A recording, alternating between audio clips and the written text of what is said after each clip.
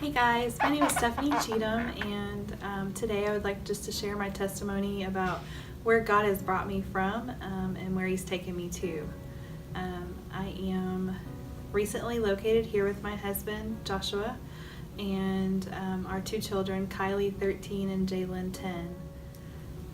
My testimony begins really at the age of birth. Even before that, I know that the Word says that He knew who I was before I was in my mother's womb.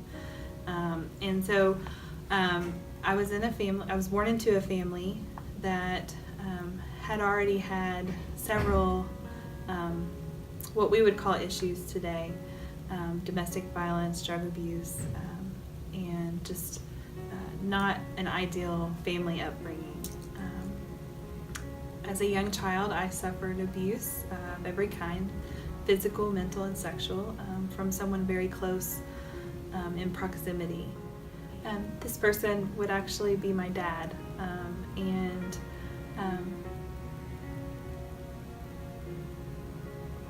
for a very long time, after experiencing all this, going through this year after year, I would go to church with him and my brothers and my mom, and I would learn, Jesus loves me and the Bible growing up.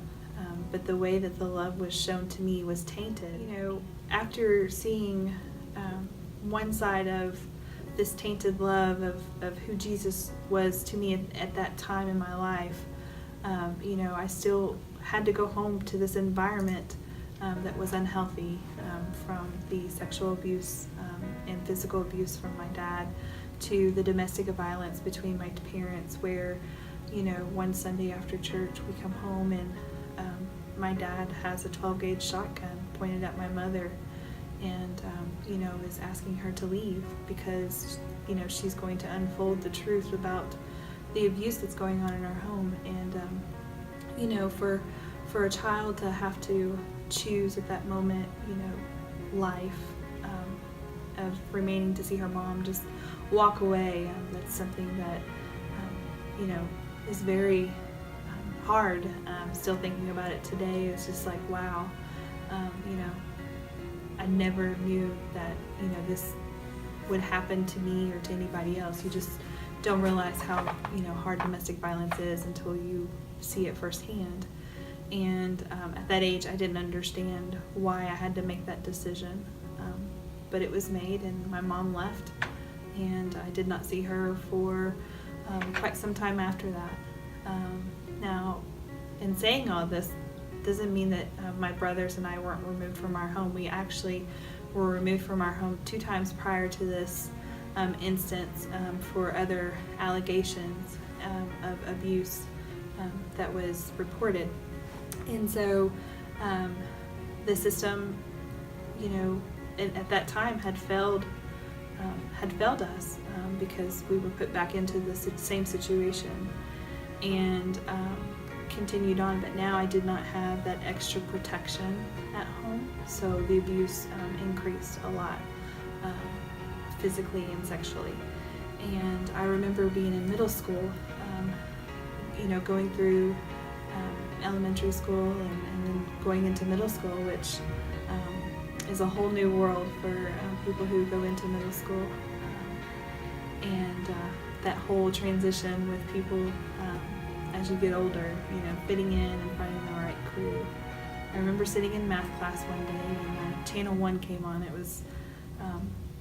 was really weird because we all had to be back in class before that came on, and Lisa Ling was talking about child abuse. And some of the things that she was describing, I was like, wait a minute, this is what's happening at home. And that was the first time that I had had been told that the way that I was being loved and the love that I was being shown was really what was wrong. It wasn't what was supposed to be. So I became courageous that day, as it says in Joshua 1:9, be strong and courageous. And I told my teacher, hey, this is going on at home. And immediately my brothers and I were removed from our home once again and back into the foster care system. And at that moment, we would not go back home from that point on. We began a different journey, and that was through the foster care system. So beginning this new chapter into the foster care was uncharted territory, I guess, so to speak.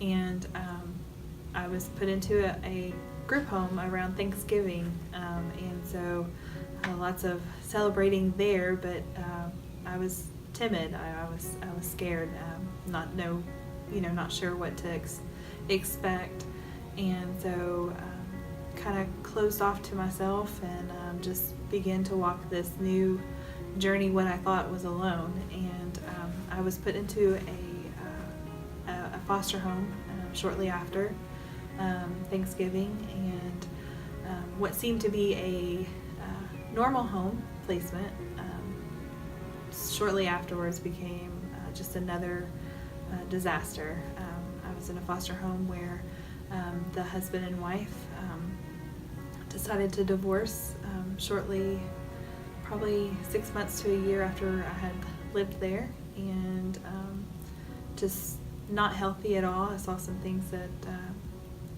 was concerning at that age for smaller children to go through and just witness again more domestic violence, and began to act out in school and not do well at all, and just wanting to go back to a safe place, which is where I thought the group home was. And so after that, they sent me back to the group home that I initially started at. So I was there again, and stayed for a little bit more until they could find me a new placement, and moved me again. So I was into another foster home at this time, and was the only foster child, and their children were older, and so they began to take me to church and see a little bit of Jesus differently, and I began to do well in school and excel, and then got around some people who weren't good influences, and I actually ended up running away with someone, another young girl that was in the system, and we ran away, and I was gone for 3 days, and when they found us, we were someplace that I did not know where, and I was ready to go home. But unfortunately, because of my choices, I ended up back in the group home, and I would make it all the way in this group home all the way till I was 17. I was a senior in high school, and I ended up becoming very close to a family that worked at the children's home, and basically they adopted me into their family, where I was a part of their holidays. We went on vacations together, and just really began to pour into me, regardless of where I had been or where I'd come from. So I, 17, was doing great in school, and I graduated high school, and I was working, and then it was time for me to basically decide where I was going to go next. And the people that I trusted the most wasn't there when I needed them, and so I ran. I was looking for anything that I could find, and I found that in a man, or what I thought was to be a man.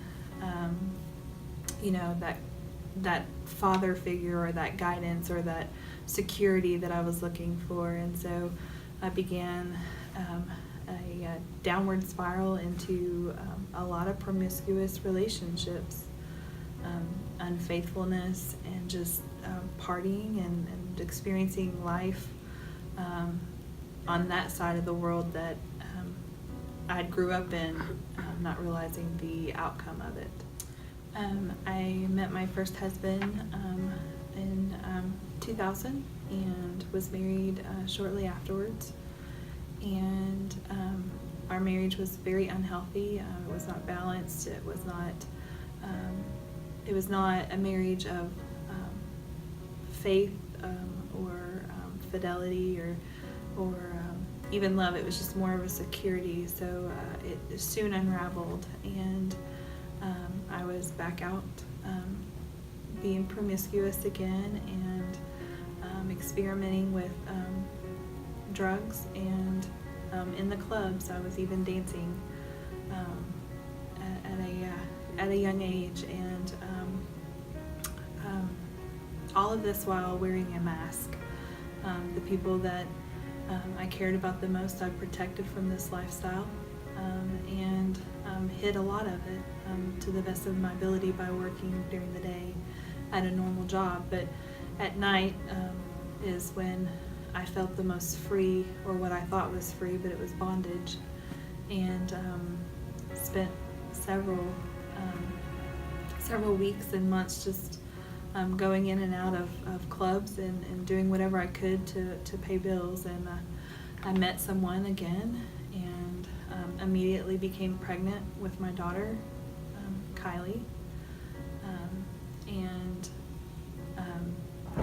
When I told him that I was pregnant, he wanted me to get rid of the baby. And the one thing that I would never do, or never cross my mind, was abortion. I didn't believe in it, and didn't ever second guess it. She's definitely one of the greatest things that the Lord has ever blessed me, even when I didn't see it. She definitely is great. But I had Kylie at 28 weeks, and she weighed 2 pounds, and at that moment my life began to change for the better.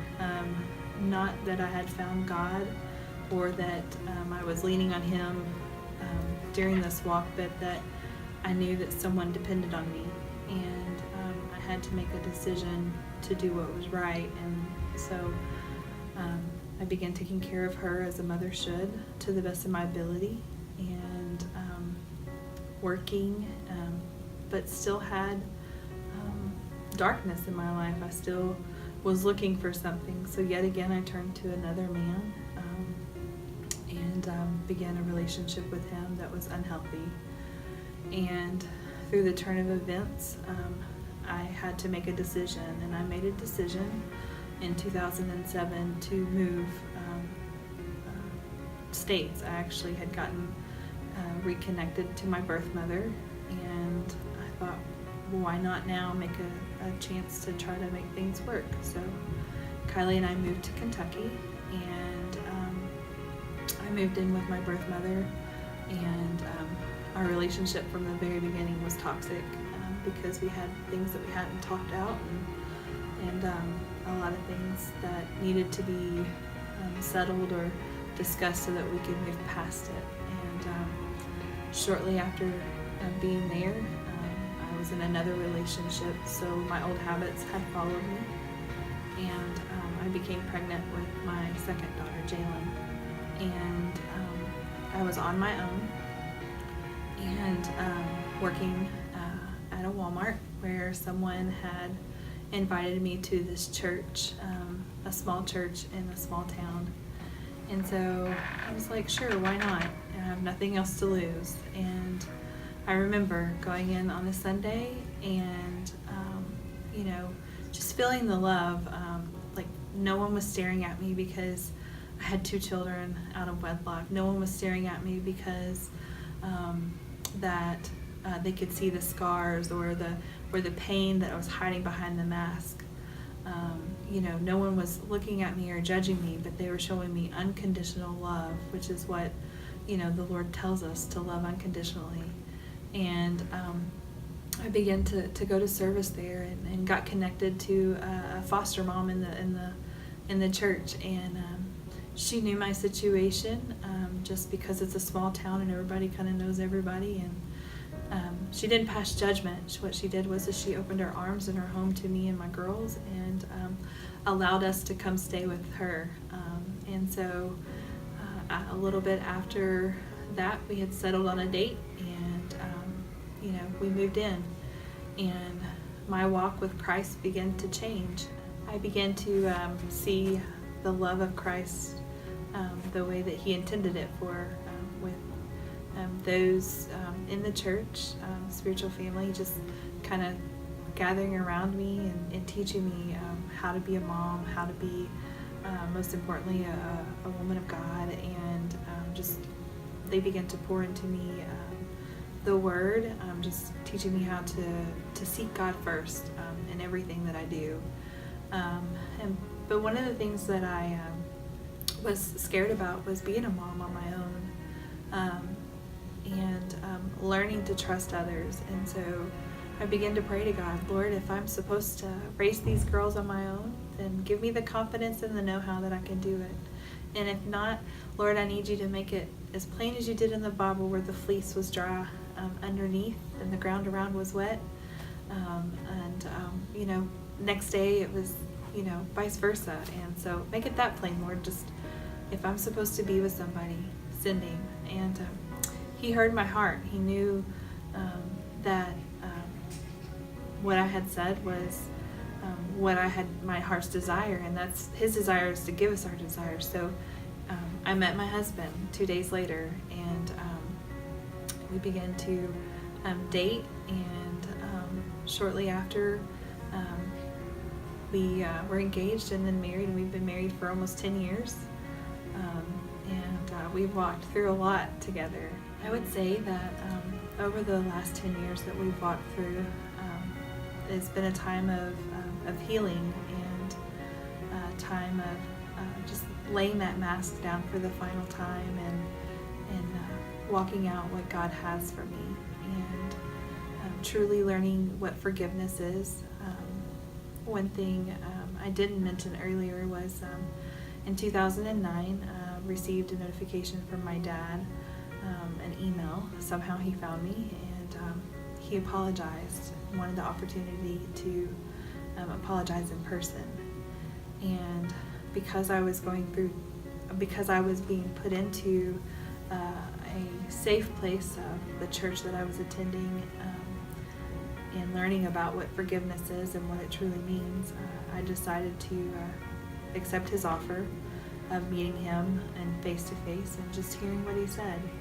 And he asked me for forgiveness, and 6 months later he passed away. And I know that for some people that's a little bit different, but I know letting that piece go of forgiveness for him and truly meaning it was a relief for me, because it was intended for me.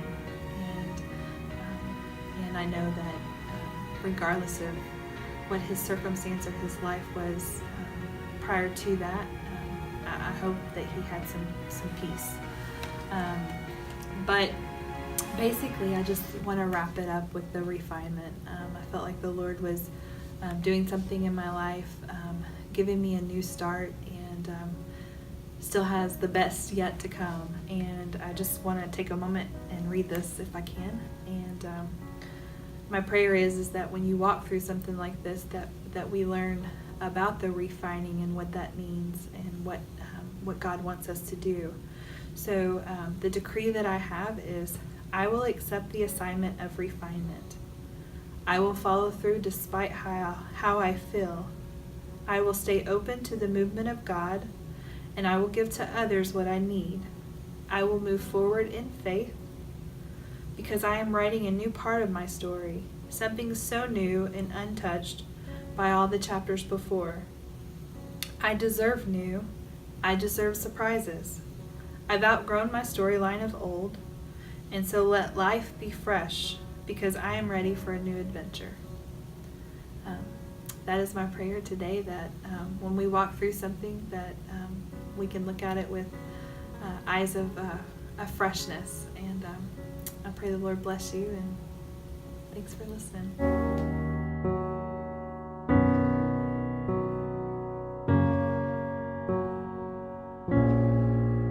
I see a shattered, you see whole. I see it broken, but you see beautiful. And you're helping me to believe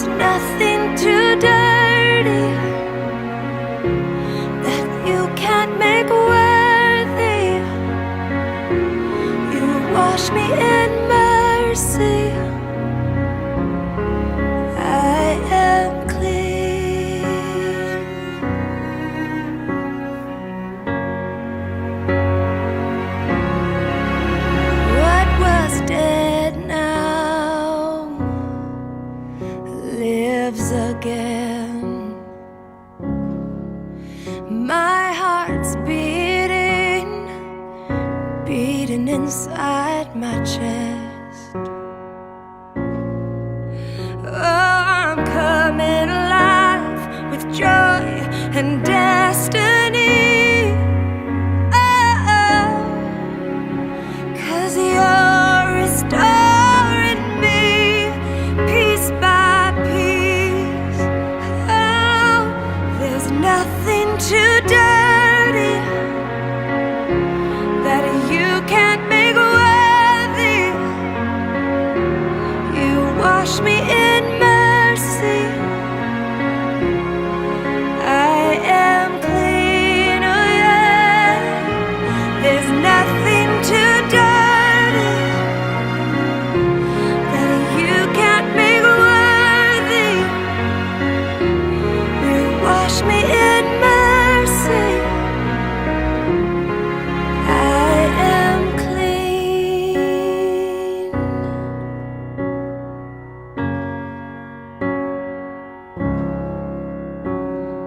Washed in the blood of your sacrifice.